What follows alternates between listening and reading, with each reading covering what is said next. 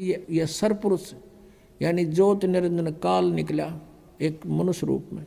इन दोनों से कहा कि अक्षर पुरुष तुम निंद्रा में थे, आकाशवाणी की परमात्मा ने बाहर से, और तुम बाहर आओ, तुझे जगाने के लिए सब लीला की गई है, तू बाहर आओ। दोनों जने वो दोनों बाहर आ गए और उनसे कहा कि तुम अचिंत के द्वीप में रहो, तीनों एक द्वीप में।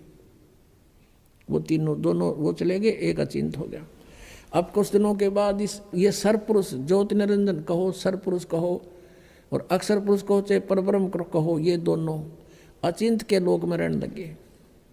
कुछ दिनों के बाद इस सरपुरुष यानी ज्योति निरंजन कहो, इसे काल कहो, काल आगे जाके ही बनेगा।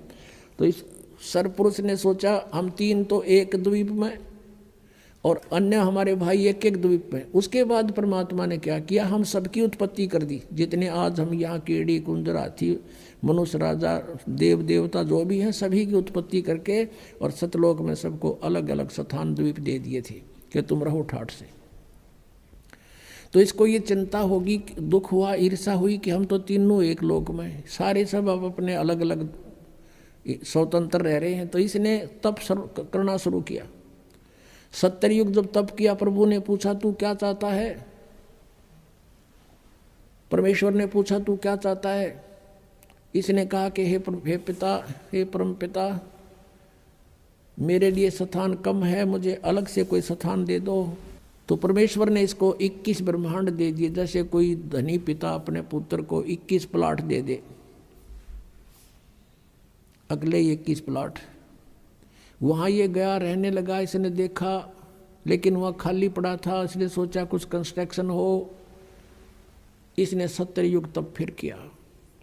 हम कैसे फंसे यहाँ पर, इस काल के साथ कैसे आ गए यहाँ इतने गंदे लोक में। हमने वहाँ पर गलती की थी। हमारे पिता ने हमारे को सब सुविधाएं दे रखी थी, कोई असुविधा नहीं थी किसी प्रकार की भी। हम अजर अमर थे, हम सदा युवा रहते थे। हमारे परिवार थे वहाँ पर, पूरे ग्रुप के ग्रुप, परिवार के परिवार थे।